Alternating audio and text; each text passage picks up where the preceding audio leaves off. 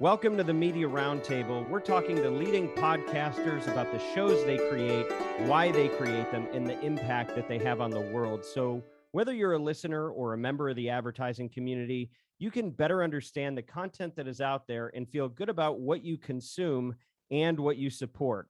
I'm your host, Dan Granger, and today we're joined by Megyn Kelly. Megyn, welcome to the show. Thank you so much for being here. Thanks for having me, Dan. So let me just set the stage a little bit for you on the Media Roundtable. So this came out of our ad agency, Oxford Road. And what we saw was there's a little bit of bias starting to happen in the last few years over sponsorship. People either wouldn't go near certain types of content that they should, or if there was any kind of controversy whatsoever, we really found there was a lack of due process in how those situations were managed.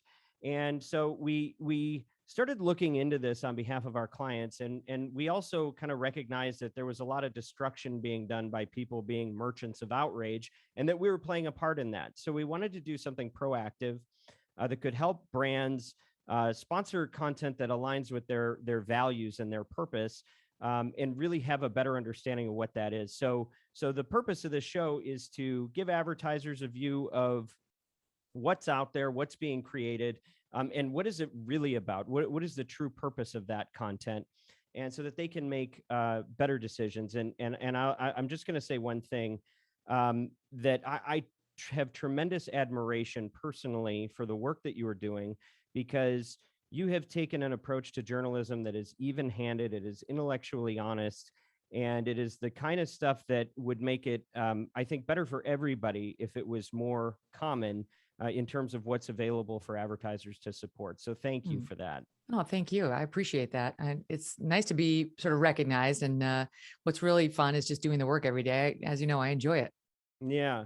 Well, so on one hand, we normally do give a background on our guests, and you don't really need one. And at the same time, you kind of do, because your backstory is a little complex in the last few years. So I'm going to give you my take on it, and you tell me if this is a fair interpretation of what you've been up to. Okay. You were a lawyer who very deliberately turned into a journalist, and then found yourself a reluctant figure in the election story of Donald Trump, and then found yourself a reluctant pivotal figure in the Me Too movement, and then a reluctant figure in the cancel culture issue.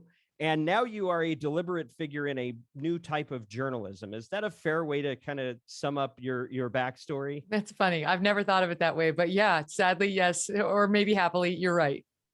Okay. So, Megyn, how did you get to Fox News? How did your life lead you there? Well, I had it with the practice of law. I had done almost 10 years of practice, and at a very high level, and loved it, and was about to make partner at Jones Day, one of the best firms in the world. So when you're on that precipice, you want it. You feel like you've earned it. My ego, it was demanding it. And yet my heart was telling me over and over and over again, this isn't making you happy. You can have a better life than this. You don't have to live like this. So after I did a lot of soul searching and realized I'd like to try journalism, something that I had originally gone to college thinking I wanted to do, the next question was, well, how? And I managed to talk my way into a 1-day-a-week job at WJLA, which is the ABC affiliate in DC. And I loved it. I 100% loved it, and knew it's what I wanted to do. And so when the guy there who ran that company, Bill Lord, made me a full-time offer, and that was the point at which I knew I was going to have to now leave the law, I jumped at it, but at the thought of leaving and going full-time into journalism, but I realized maybe I could do something even better than this. And really, at that point, I would have gone to MSNBC. I would have gone to CNN. I would have gone to Fox News. I didn't care. I just, the thought of being national as opposed to just in the number 8 market, which was great, but was more appealing to me. And I had enough people tell me at that point it was possible that, I believed it. So got my tape in. I had a connection at MSNBC, and they said I was too green, and I didn't have a connection at CNN, so I never got my tape there. The guy who would become my agent wouldn't even take my tape. He was like, I don't take unsolicited clients, and hung up on me. So I just did all the cold calling myself. And finally, I got a meeting at Fox News with Kim Hume, married to Britt Hume, and she was the DC bureau chief. She met with me for 3 hours. The whole time I didn't know whether she was just doing this as a favor for a guy who had gotten me the interview or was actually interested in me. That's my naivete. Like a, somebody in her position would give me 3 hours, just for kicks. Anyway, she made me an offer and the rest is history. Love it. And now let's fast forward to the 2016 election. You had what I'll call a bit of a dust up with Donald Trump. What was it like going from being a journalist to finding yourself part of the story? Irritating, interminable, and just frustrating. You once or twice here or there, it's not unusual. I mean, especially in today's day and age, even 2021, there's a big difference from the way it was in 2015.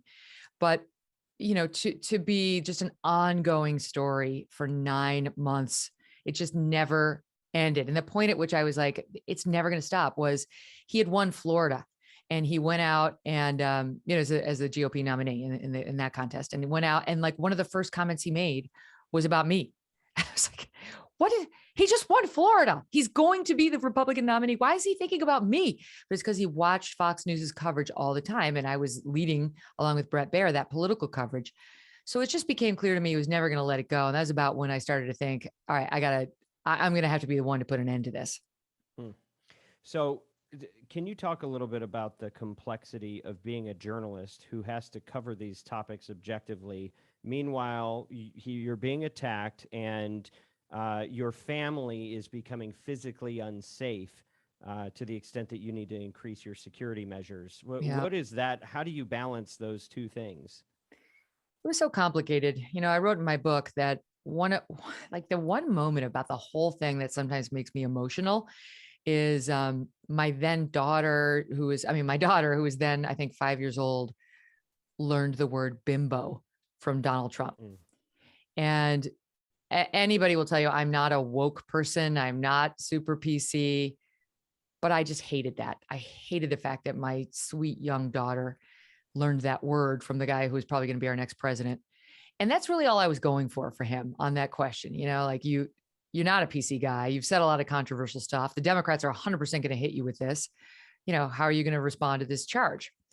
But, there's some truth to it. It's not as true as maybe some would believe, right? Like if we had a lot of problematic presidents and world leaders, you can go back to JFK, Bill Clinton. I mean, even the news that broke this past year or so about Martin Luther King on those FBI files and his Pulitzer Prize winning biographer, what he said. But my point is no one's perfect. But it's fair game for a presidential contest to ask a question like that. I guess it was sad and it was frustrating, and I was angry with Trump for what he was doing. But I did my level best, Dan, to go out there night after night and not take it out on him in my coverage. And I recognized it was a huge challenge for me as a professional in that moment to not make my coverage about Donald Trump about me or my own personal feelings in any way. And I will tell you, in some ways I had practiced doing that because I'm not a conservative and I worked at Fox News for almost 14 years. I'm not a Democrat either. I'm not a liberal either. I'm an independent. I'm center right in a lot of things. I'm center left in a couple of things. So I had a lot of experience checking my own personal belief system to go out and cover the news fairly. And I was able to do it. I'm actually really proud of the way I covered Trump while I was on Fox, while he was attacking me night after night. And I will tell you, just as an addendum, it's one of the reasons I get so angry with the media. From that point forward, I've gotten angry because they do think it's all about them. They do allow their personal feelings to come into it. They do make the news stories about themselves. And it's to the disservice not only of their audience, but of the country. Now, you went through a process of having to choose to speak up about Roger Ailes when his time at Fox came to an end. What was it like going through that process? Very hard, very, very emotional, because it was my boss, my mentor. The women I went through it with were my friends. All of us thought we were going to get fired. It was like, I'll never forget to the day I died, the way I felt when I saw the news article that Gretchen Carlson had filed that lawsuit and was accusing him of sexual harassment. It was just, I just can't even describe to you what that felt like as somebody who knew it had been done to her. But had convinced myself that it was all about me. I've said before, I think it was my own hubris. I thought it was like he took a shot it failed, we moved on because he never retaliated against me. And while I sniffed around for many years thereafter, trying to see if there were any other, targets who'd gone through what I had, I never found them. My one pal, Janice Dean, had a weird story. She'd moved past it. And it was right at the same time I had too. And I'd been told by somebody at Fox who knew Roger well, he was going through marital problems at that time. So I kind of moved on. Anyway, now it's, I can't sum it up any better than this. Somebody who I really loved at Fox, who had been a mentor to me, who completely broke up with me, for lack of a better term, over my unwillingness to support Roger. We had it out after it came out that I wasn't supporting Roger. And I said, I followed my ethical compass. There was no way when the question was raised publicly, is he capable of this? And I understand. And now I'm being asked by his wife, our inside, chief teams, not Lachlan and Rupert, but, everyone around Roger, to come out and say it's not true. In no world was I capable of lying about it. It wasn't going to happen. And that person's response to me was, loyalty is a part of ethics. Yeah. Suggesting that I had been disloyal, and he wasn't wrong. I had been disloyal to Roger. The loyal thing would have been to just keep my mouth shut, not let it be Gretchen's problem. But I couldn't do it. When push came to shove, I wasn't capable of that. And it did require me to turn on him. And it's something I have to live with. But when I get letters from women saying, thank you, and this is how it's changed my life, I know I'm reminded that it was the right thing. So, Charlize Theron is playing you in a movie, and you see this movie, and she goes on a press tour talking about it and says that she sees what you all went through at Fox as the origin story for the Me Too movement. Do you see it that way? I understand her point. Sure. I get that was the first domino to fall in what would become this, movement. But the Me Too movement has become so fraught and controversial. I hate to be that closely associated with it, in a way, having even said what I said about the women it's saved. It's saved women from a lot of abuse and heartache. But it's also been weaponized against people unfairly. And it's been politicized by some in a way that's really unfair. You take a look at Time's Up and its implosion because they stuck a knife in women accusing top Democrats like Tara Reid and Joe Biden, or Lindsey Boylan and Governor Andrew Cuomo. That's not what it was supposed to be. Situational based on the team sweater of the person under accusation. But I will say I am proud of what the women at Fox News did under really tough circumstances. And I have interviewed enough women who are true victims of sexual assault or harassment that I understand the world's a bit safer now than it was. It's not perfect. It hasn't been solved. And that's a good thing. So I have two daughters, and my oldest is 16. And as I've been preparing for this, I've been sharing a lot of your story with her, and she's been getting educated on you as somebody that I think is inspiring to her. And I asked her, I said, what would you want to know? And she said, what she would want to ask you is, can women get ahead today without falling victim to corrupt men? And is it possible to be a successful woman without allowing yourself to be harassed? She's smart. She is. Listen, I'd love to say to her, sister, you're good. We fought this battle so you don't have to. That's not true. I'll start with this. I believe that most men are not leches who want to treat you inappropriately in the workplace setting. I don't believe that about men. But I work in a very toxic industry. Media is, quite frankly, disgusting. And it is, I hate the word, but I'm going to use it, still a patriarchy. And it's run by a lot of guys who are sort of too bro-y, if you ask me. So I would say it depends on the industry. And I can't guarantee it's not going to happen, because I'll tell you, I have a young gal who's only 19 who this just happened to. And it was just an internship she was trying, and the guy was a creep. So it can still happen even post Me Too. And I think the way we deal with it is to educate ourselves on the tools available to us, on what's right and what isn't.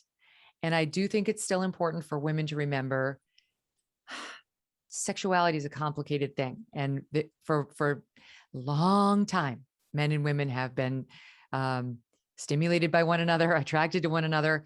And it is true that sometimes an attraction forms in the workplace. And so maybe a little bit of grace by the woman on the receiving end of unwanted attention would be a nice first response. And then if it gets pushed, stand up for yourself. Don't let anybody push you around. Certainly don't let anybody touch you that you don't want to touch you, or condition your advancement on any sort of sexual behavior. And this is the other thing for her to remember. This is really important. No is an available option, even if it's your boss. Just remember that, because sometimes you're so scared. It's your career on the line. No is there for you, and it's a complete sentence. Mm. Well, on behalf of Gianna, thank you, and thank you for sharing that with all of us. Okay, so let's go to today. Let's talk about Devil May Care Media and your current ventures. Can you talk a little bit about that and what your mission is as a company?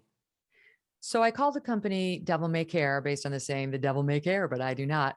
And it was an intentional choice because I wanted to telegraph the way the company would be and the way that any show produced by the company would be, which is, again, overused, but fearless, right? Not cowed by the mob into saying what the mob deems to be, quote, the right thing, but to just say the true thing.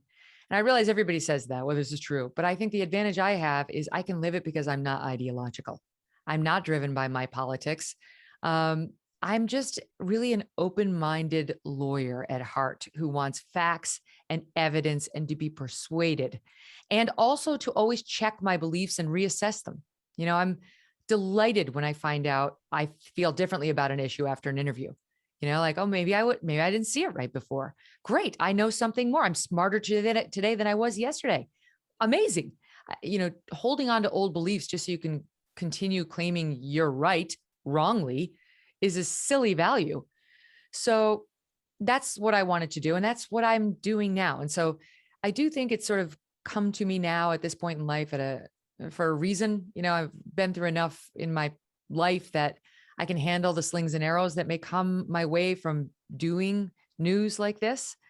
And I've also been at enough ideological places on the left and the right that I can feel how wonderful the liberation is in not having to answer to any of those people and just looking at what's true and trying to keep it real for my audience. And that does lead to some blowback sometimes, but I think more often than not, it leads to gratitude. And when you think about the differences between being on TV and now having this forum that allows you to go much deeper into topics, how are you liking the transition to audio? I love it. Yeah. I love it. It's like I've said, but if you take a look at the Kelly File, right? My old show on Fox, it's like you spend all day making the perfect dinner. You make the perfect filet mignon done, seasoned and done exactly right. You make the perfect, like, twice baked potato. You get the broccoli steamed to just the right amount, and what you nailed. You got the perfect martini next to you with the twist. And you're like, yes. And you sit down and you can literally only have one bite of each thing and one sip of that martini. That's cable news. It's so frustrating. And now I can eat the whole meal and I can have a dessert afterward. You don't have to rush through it. You can enjoy it. You can feel sated at the end. And you can choose what your meal looks like. You don't actually have to do red meat every night. You can have a health and wellness salad one night. You can have a fluffy day of just desserts. So the variety is much greater and just more fulfilling and more consistent with human nature and with happiness. If you just do red meat every day for 2 hours a day, you will be unhappy. That will creep over into your real life. But if you mix it up and have a more balanced diet in terms of your editorial input, you'll be well, you'll be smart, you'll be informed, you'll be prepared to defend whatever position it is you've reached having listened to the news, but you hopefully will be well-rounded. And so people getting familiar with what you're doing right now. So you have a show on SiriusXM and you have a podcast, which I think is also on YouTube. Is that everything that Devil May Care is focused on right now? And if Yes. so, what are the plans for the future? Yes, that's it. So the company's only 13 months old now. So we're still babies, but we've done well in our first 13 months. But no, I would like to expand it. I would like to, the ideal vision is to open up the lane behind me for people who are committed to the same mission. And I don't care if they're left or right. Like one of my favorite journalists is Matt Taibbi. He's definitely a liberal. He's not woke, but he's a liberal. Somebody like that I'd love to be in business with. I love Glenn Greenwald. I love Andrew Sullivan. Like these guys and I, we don't all see eye to eye on all the issues. Barry Weiss, they all have successful shows, but I could name 5 more just like them who you wouldn't know. And if I could help elevate those people to a bigger platform and more power and more relevant voices, then I could say I'm doing really truly what I want to do. That's great. And how would you describe the audience that you're attracting? Well, I think we're independent and center right and center left. I think if you're far right and far left, I'm probably not your cup of tea. It's just, I've never been that cup of tea, even when I was on Fox. I used to say that I was the Rachel Maddow of Fox News and the Sean Hannity of NBC News. I'm not partisan and I'm not hard left or right. So I kind of stand out at these organizations that do have an agenda. But at Fox, the Kelly File was the #1 show in the demo. After I took it over, the 9 o'clock, with all due respect to Sean, had never, ever beaten O'Reilly. And then I took it over. Within a year, we were beating O'Reilly regularly in the demo and really continue to. Why is that? Because we weren't ideological, because we would punch Republicans in the face just as often as we'd punch Democrats. And we were unpredictable. When you're not ideological, you are unpredictable. And I think there's some excitement in listening to that, watching that. Anyway, we definitely had the most ad income of any show on Fox when I was there and when I left. And it's one of the reasons why they fought so hard to keep me. Mm-hmm. And as you're doing this program, are you seeing that you over-index against a certain age group or a gender skew one way or the other?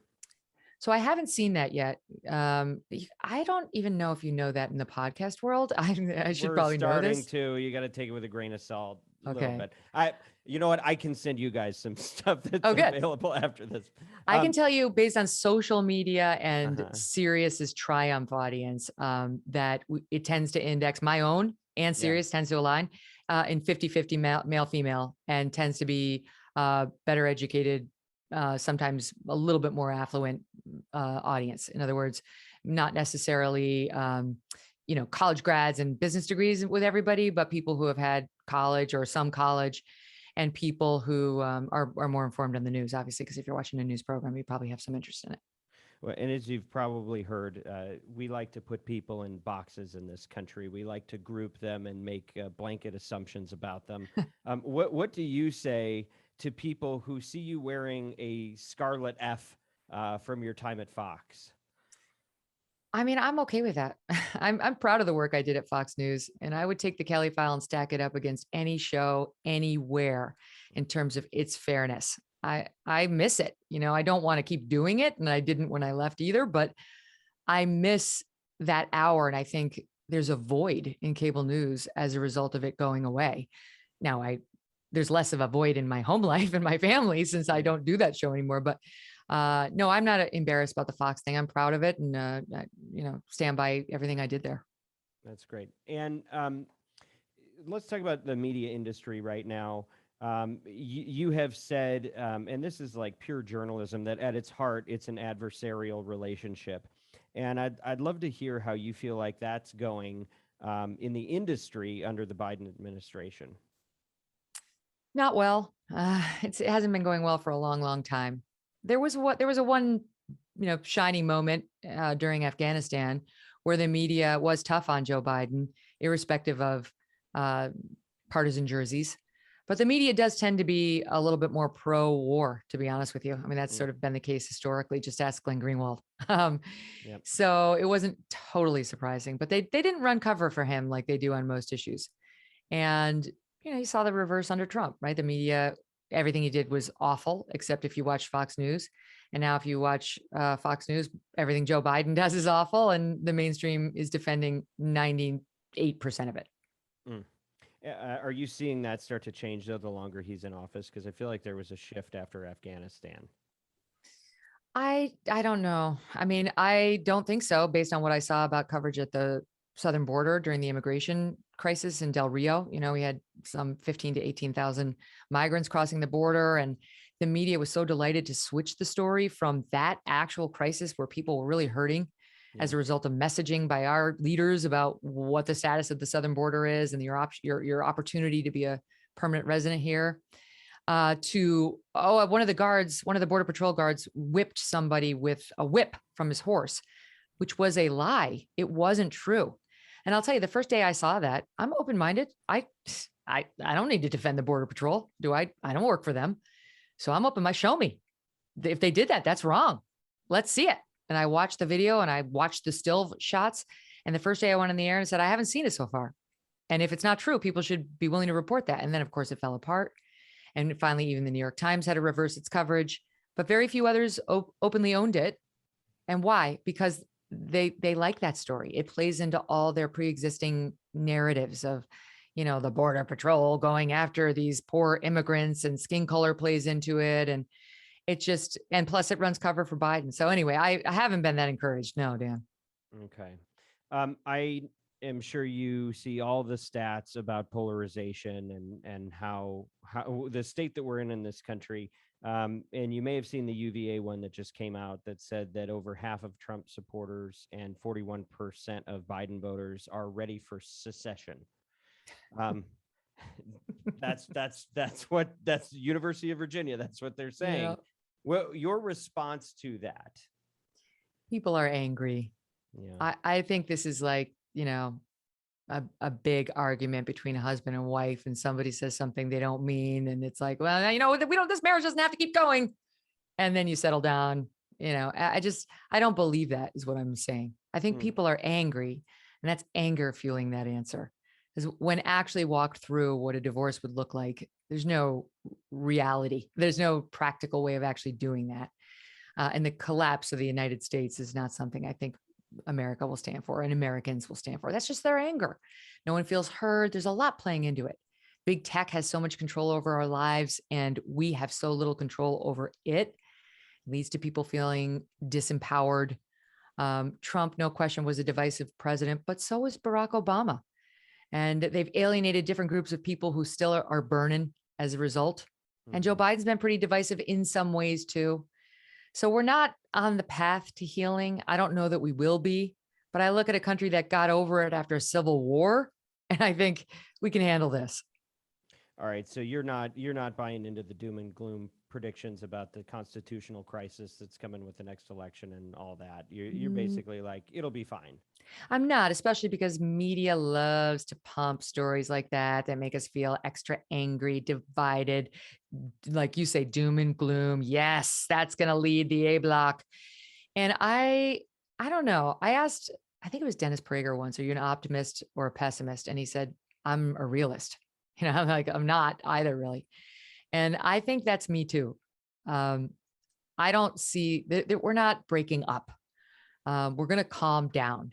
And I think we're going to get past all this lunacy of canceling everybody who says or does something controversial. We're going to remember grace and forgiveness, and that people are complicated and they don't have all these issues figured out. And going through the process of openly discussing these issues and their feelings about them is a good thing that we should encourage. I just don't think we're going to stay in this weird phase for much longer. And Megyn, you've seen the movement towards stakeholder capitalism and kind of new assumptions about what corporations are responsible for. How much influence do you believe that advertisers have in what media is created? It depends. Like on Fox, they're more of a subscription-based model. You know, they make most of their money off of the cable subscriptions. So the advertisers matter to them, but they're not the number one girl, right? It's different, you know, and in podcasting, it depends too. If you're ad-based, then it matters. And if you're subscription-based, it may not. So I do think that, you know, if you get to the point where you can't get any advertisers at all and you're ad-based, you're going to start thinking about what the companies want. But I think the advertiser sway is sort of not necessarily in driving programming so much as it is in driving national discussions. If they choose to boycott a show or if they choose to make public statements, that helps drive the news narrative, helps drive public perception of what's acceptable and what's not, and so on. It's rare that all advertisers pull off of a program to the point at which it collapses and their power is at that sort of apex. Yeah. Do you have advice for advertisers or for brands that want to make a positive impact in this country, but don't exactly know how to do it? I mean, look, I really think just get back to the founding fathers' principles, right? Due process, free speech, freedom to assemble. There are reasons that we've lauded those guys as geniuses for 200 plus years. And those are principles that are worth fighting for, no matter what your partisan leanings are. And I'll give you an example. It was the Wall Street Journal that had a bunch of employees. This was not an ad-based thing, but a bunch of employees object to the publication of, there was a Heather McDonald op-ed, who's a brilliant woman, definitely conservative, but brilliant. And they said, we're going to leave, if you're going to keep publishing people like this. And the Journal said, totally understand your objections. Thank you so much for working here when you did. Take care. Mm. That's the way to handle it. You do have to find your spine in today's day and age. I'm sorry, I didn't make the rules. I just see them. And the rules are not as fast as you can bend the knee and say you're sorry for being a human who has whatever thoughts you have about an issue. That's not it. That's not the way forward. The way forward is to say, I believe in the free and open exchange of ideas. I believe that people should feel free to express their opinions, whether they're Republican, Democrat, or independent.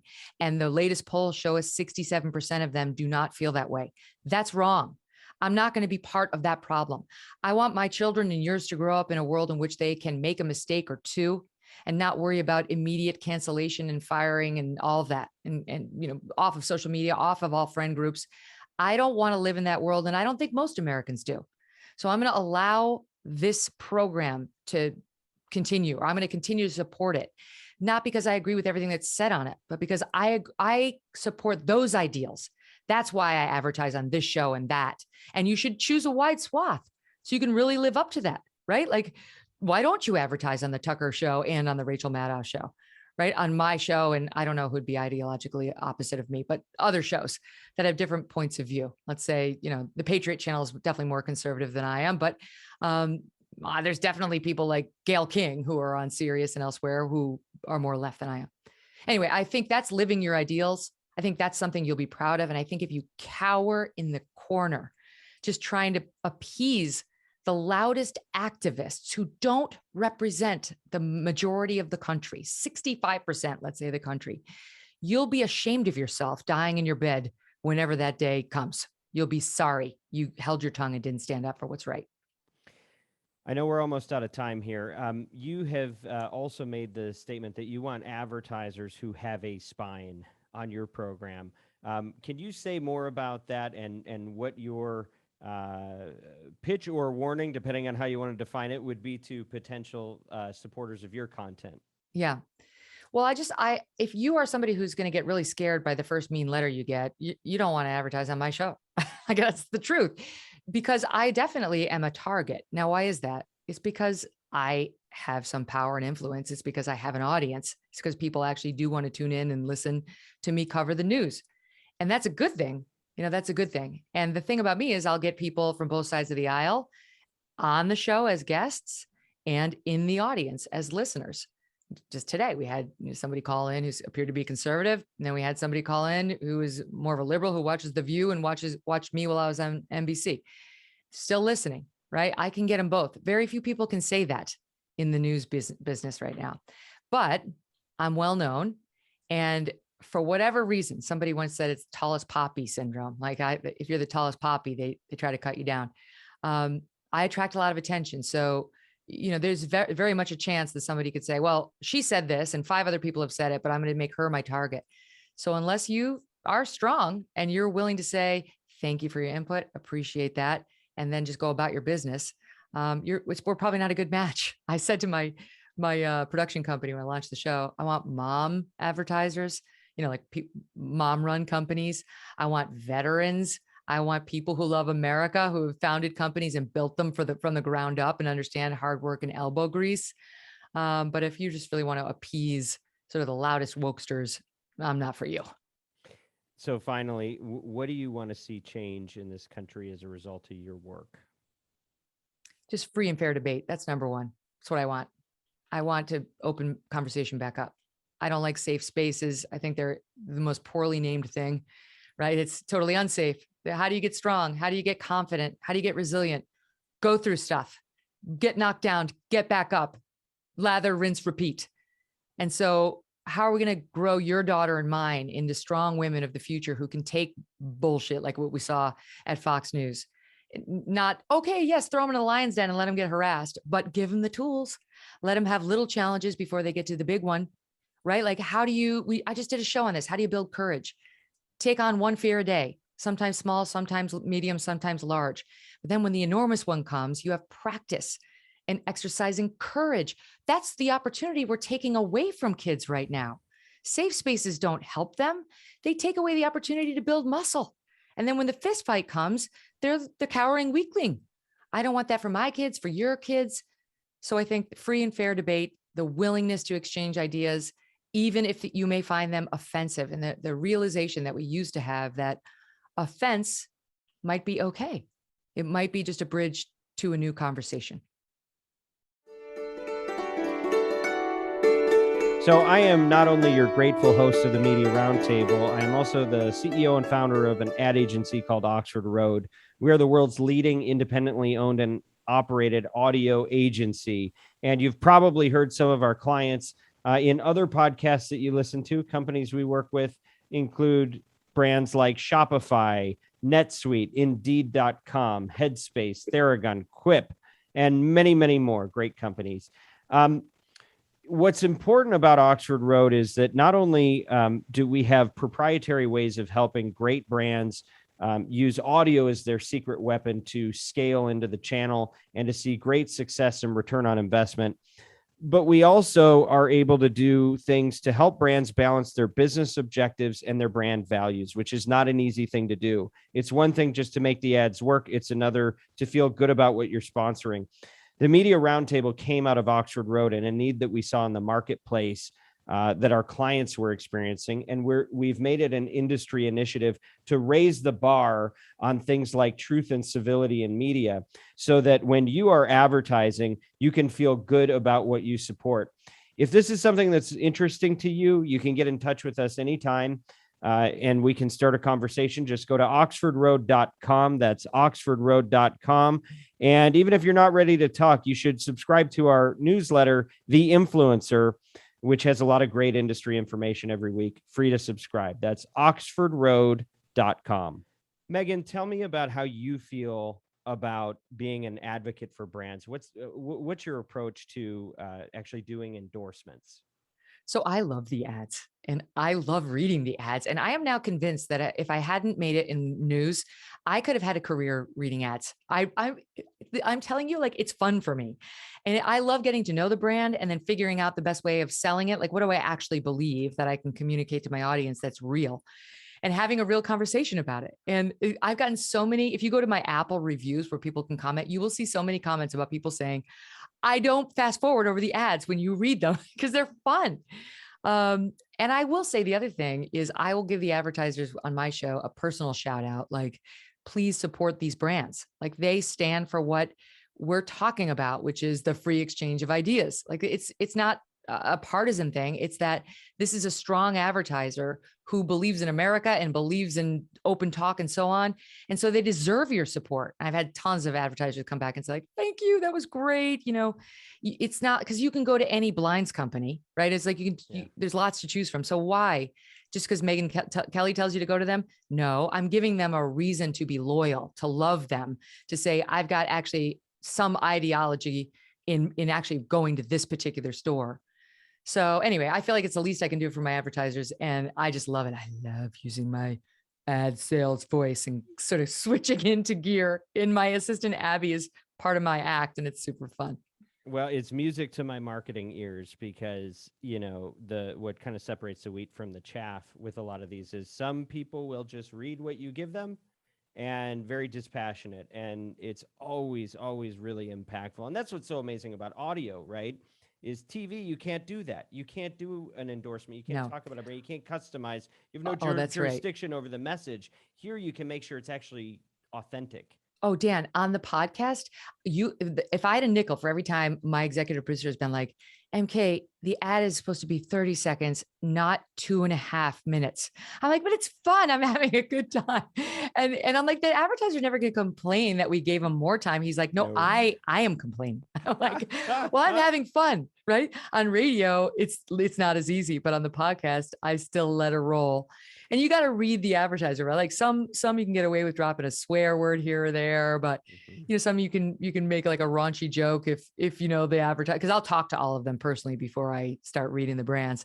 Anyway, I just think it's fun, and I think the audience feels connected with me and with the advertiser if you have like an organic moment. I'll give you one example. We did this whole bit on the X chair and how it vibrates you and it warms you and Really? Of course, I had no idea. I took it to the R-rated place, and I brought Abby in on it and really embarrassed her and her husband Kevin by extension. Anyway, it's still, people still write in about that ad. I got in their heads, right? So X-Chair doesn't care that I went R-rated. They think it's great.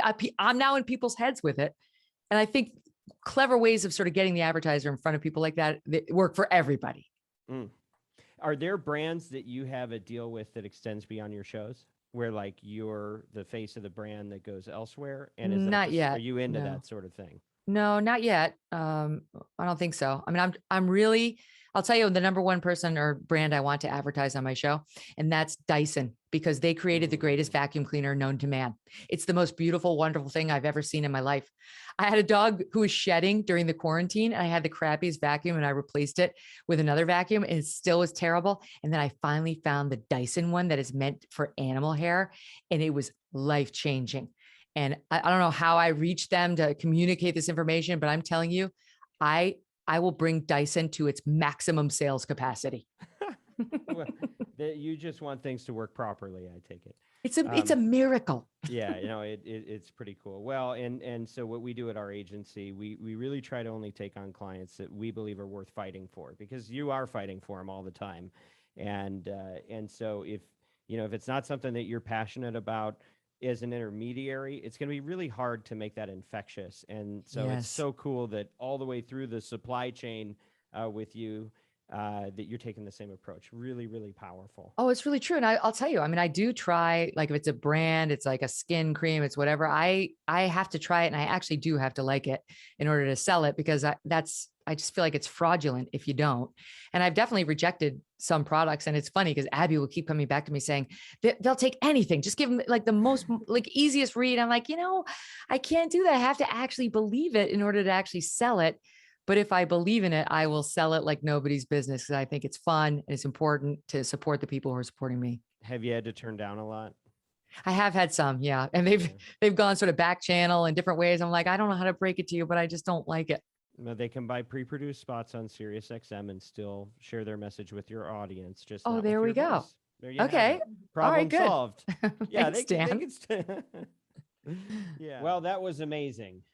And as a reminder, our show is dedicated to advancing our mission, which is to mobilize marketers to promote truth and civility in journalism. And we value things like clarity, truth, fairness, respect, de-escalation, and tolerance. And we invite you to engage with us at MediaRoundtable.com. What we also invite you to do? Go to Spotify or iTunes or YouTube or wherever you listen and follow us. It's always free. But when you're there, if you can, share some comments if you have something nice to say. We'd love to hear from you, and we'd love to see your enthusiasm reflected in the reviews. Now, if you're a marketer and you're looking for support to live out some of the values that we're talking about here, you can get in touch with our ad agency, Oxford Road. Just visit oxfordroad.com, and you can subscribe to our weekly newsletter, The Influencer. And I'd like to give a special thank you to the people who made this show possible: Bianca, Kyle, Jennifer, and the team at Podcast One. And as always, influence responsibly.